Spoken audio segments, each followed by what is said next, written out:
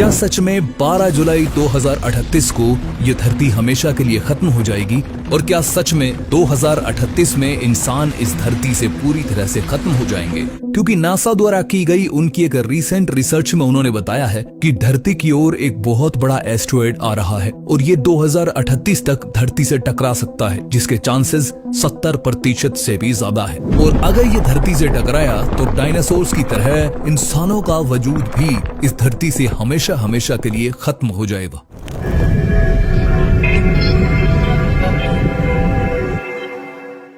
Stephen Hawkins ने एक बार कहा था कि इस धरती को एस्टेरॉयड के टकराने से बहुत बड़ा खतरा है। उनका मानना था कि दो चीजें इस धरती से इंसानों को पूरी तरह से खत्म कर सकती है, पहला न्यूक्लियर वॉर और दूसरा एस्टेरॉयड्स। नासा की एक रिसेंट रिसर्च में उन्होंने दावा करते हुए कहा कि हमारे सोलर सिस्टम में उन्होंने एक ऐसे एस्टेरॉयड को खोजा है जो लगातार धरती की ओर आगे बढ़ रहा है और ये 2038 तक धरती से टकरा सकता है। जब से ये खबर नासा ने पूरी दुनिया को बताई है, तब से इसने पूरी दुनिया में सनसनी मचा दी है, जहां हर कोई आज इसी के बारे में बात कर रहा है।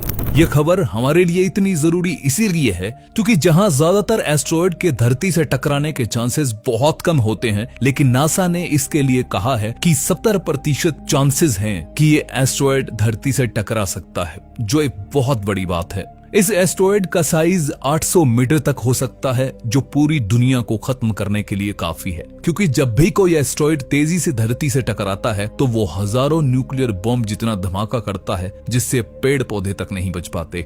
हालांकि नासा और दुनिया के 100 देशों के अलग अलग स्पेस ऑर्गेनाइजेशंस के वैज्ञानिकों ने नियोज यानी नियरेस्ट अर्थ ऑब्जेक्ट से होने वाले खतरों पर चर्चा की। इस मीटिंग में उन्होंने पृथ्वी के सबसे करीब आने वाले एस्टेरॉयड्स और कॉमेट पर चर्चा की। इसमें उन ऑब्जेक्ट्स को भी स्टडी किया गया जो धरती के बहुत करीब आते रहते हैं। दुनिया के कई देश ऐसे भी हैं जिन्होंने ऐसी टेक्नोलॉजी को डेवलप कर लिया है जिनसे एस्टेरॉयड को भी डिटेक्ट किया जा सकता है। क्योंकि इनके छोटे साइज की वजह से इन्हें पहले डिटेक्ट कर पाना पॉसिबल नहीं था, क्योंकि ये तारों और ग्रहों की तरह चमकते नहीं है, इसीलिए इन्हें ब्रह्मांड के घने अंधेरे में ढूंढना बहुत ज्यादा मुश्किल है। यही वजह है कि समय समय पर नियोज की मीटिंग्स होती रहती है ताकि उन ऑब्जेक्ट्स को डिटेक्ट किया जा सके जो धरती को प्रभावित कर सकती है। 2024 में हुई नियोज की मीटिंग में वैज्ञानिकों ने एक बहुत बड़े एस्टेरॉयड के बारे में बात की जो पृथ्वी की ओर आगे बढ़ रहा है। इस एस्टेरॉयड का साइज 800 मीटर तक हो सकता है और ये 2038 तक धरती से टकरा सकता है। लेकिन अब सवाल आता है कि ये कोई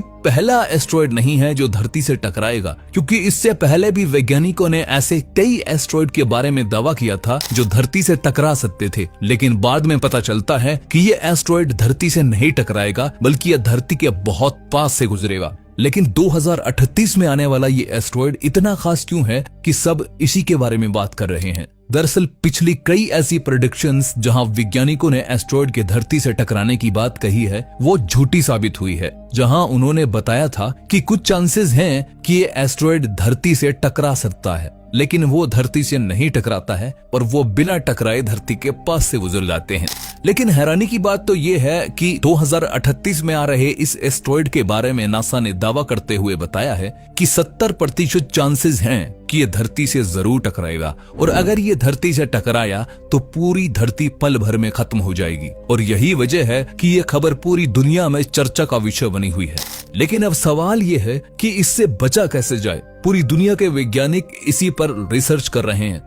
लेकिन अगर आपको याद हो तो 24 नवंबर 2021 को नासा ने डार्ट मिशन को लॉन्च किया था, जिसमें उन्होंने एक सैटेलाइट को अंतरिक्ष में भेजा था जिसे एक एस्टेरॉयड को जाकर हिट करना था ताकि उसकी दिशा को बदला जा सके। जिसका परिणाम ये हुआ कि 26 सितंबर 2022 को इसने अंतरिक्ष में अपने से बड़े एक एस्टेरॉयड को हिट किया और उसकी दिशा बदलने में सफल हुआ।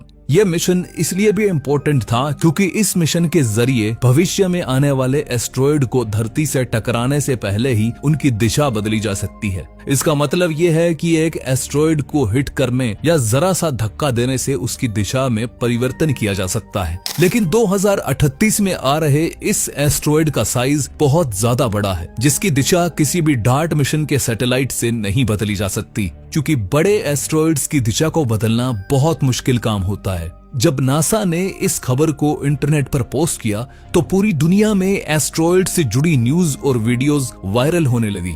एक्स, इंस्टाग्राम, फेसबुक और दुनिया के बड़े बड़े न्यूज चैनल्स पर इसी को लेकर बहस होने लगी। सोशल मीडिया पर इस न्यूज से जुड़ी एस्ट्रॉयड की कई फोटोज और वीडियोस वायरल होने लगी। हैरान करने वाली बात तो ये है कि दुनिया के जाने माने न्यूज पोर्टल्स पर भी इससे जुड़े कई आर्टिकल्स पब्लिश किए गए। लेकिन सच तो ये है कि नासा द्वारा किया गया 2038 के एस्ट्रॉयड के हिट करने का दावा एक हाइपोथेटिकल एक्सपेरिमेंट है, क्योंकि सच बात तो ये है कि 2038 में ऐसा कोई भी एस्ट्रॉयड धरती से नहीं टकरा रहा है।